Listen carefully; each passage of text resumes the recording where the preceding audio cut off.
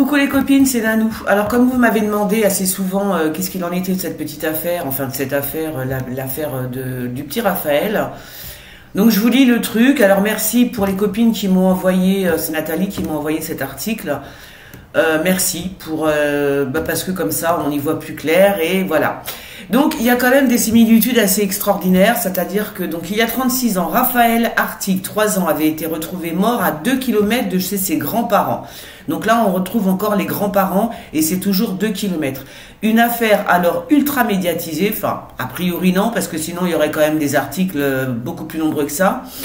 Et qui a beaucoup de similitudes avec celle du petit Émile, effectivement.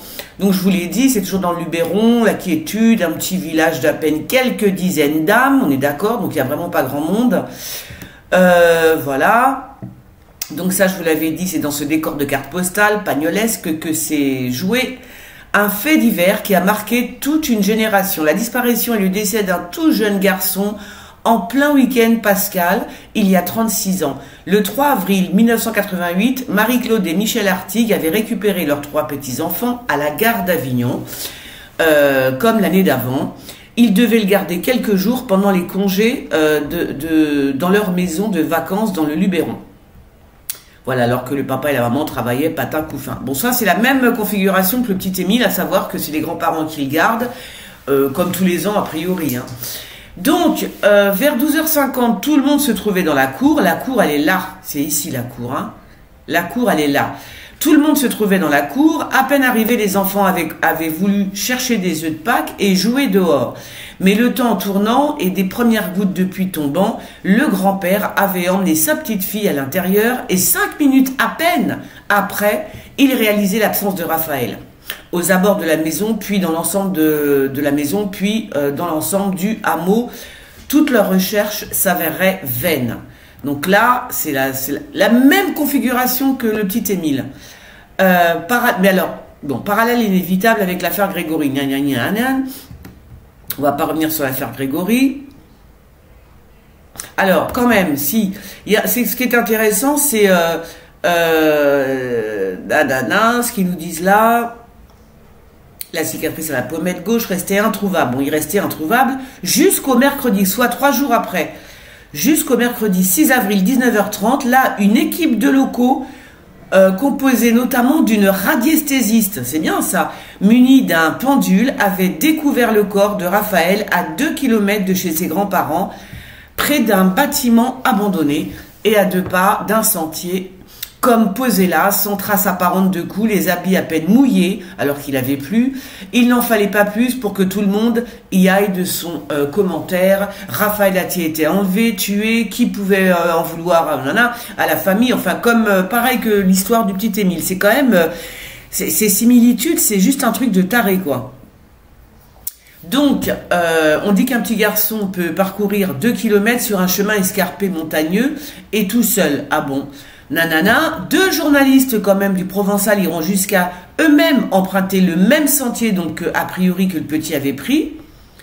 Désormais privilégiée par les enquêteurs, la thèse n'éteindra pas les autres, certains restant persuadés que le corps a pu être déplacé. C'est encore, vous voyez, c'est exactement la même chose parce que selon l'enquête, donc, le petit Raphaël est mort d'épuisement et d'inanition. Il est mort de faim en fait, hein, et d'épuisement.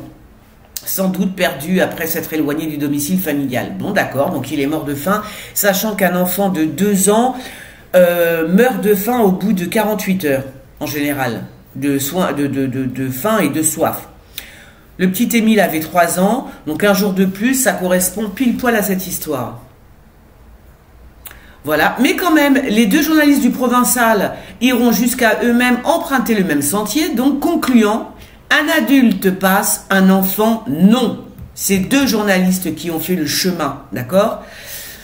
Donc, alors, ça, tout le monde dit que c'est bon. A priori, c'est un accident, donc je ne vais pas revenir là-dessus parce que voilà, ça doit être, c'est quand même très compliqué de revenir sur des vieilles affaires comme ça, mais quand même, il y a juste un truc qui m'intrigue. Alors, c'est un accident, d'accord, ben écoutez, c'est un accident, je ne vais pas aller contre tout ce qui a été dit, sauf que, bon, les 2 journalistes ont dit que a priori, un enfant ne pouvait pas passer par où ils sont passés.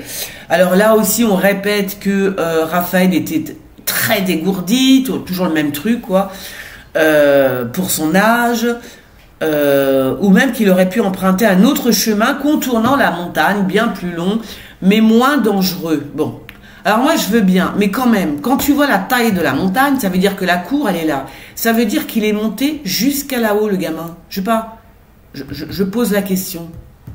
Tu vois, je veux dire, attends, il est là dans la cour, il s'amuse, nanana, pareil, il y a eu des recherches, personne ne l'a retrouvé, et puis le gamin, il monte jusque là. Je sais pas ce que vous en pensez, les copines, hein. Même s'il prend un autre sentier, comme écrit dans l'article, là, qu'il aurait pu prendre un autre sentier moins escarpé, moins dangereux, bon, alors il aurait fallu qu'il fasse un détour, mais quand même, on le retrouve ici, où il y a la croix, ici, mes amis. Je sais pas. Bah, je suis dubitative parce que c'est quand même, quand on sait qu'en général un enfant descend, hein, va pas monter à un gamin ou alors il fait demi-tour parce que pour lui c'est fatigant, voilà. Donc quand on sait qu'un enfant en général descend toujours vers le bas, tu te demandes pourquoi celui-là est monté. Alors je veux bien qu'il monte, d'accord, mais à un moment donné, à 3 ans, normalement tu fais demi-tour, tu repars. Tu vois. Voilà, moi je trouve quand même curieux qu'il se soit retrouvé tout en haut de la montagne. Donc, dites-moi ce que vous en pensez. Je voulais donc vous remercier pour l'article. C'est un accident, très bien. Mais quand même, je me dis que là, franchement, le gamin, waouh, il est monté tout là-haut, tout seul. Alors que des journalistes sont passés par là, ils ont dit que c'était pas possible. Alors, vous voyez, je ne comprends plus. Non.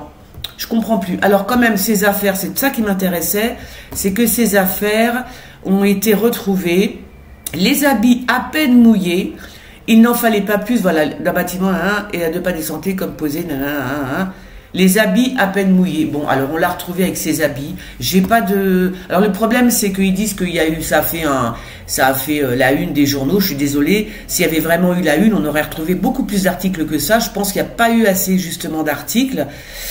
On ne sait pas quelles affaires ont été retrouvées. Les vêtements étaient à peine mouillés. On l'a retrouvé à côté d'un bâtiment isolé, enfin d'un truc abandonné. Je sais pas. Moi, je sais pas. Hein. Voilà. Donc, je vais pas rentrer là-dedans. C'est certainement un accident puisqu'ils le disent, mais quand même, je me dis que là, quand même, 2 kilomètres dans la montagne pour arriver jusque là. Dites-moi ce que vous en pensez. Allez, gros bisous les copines.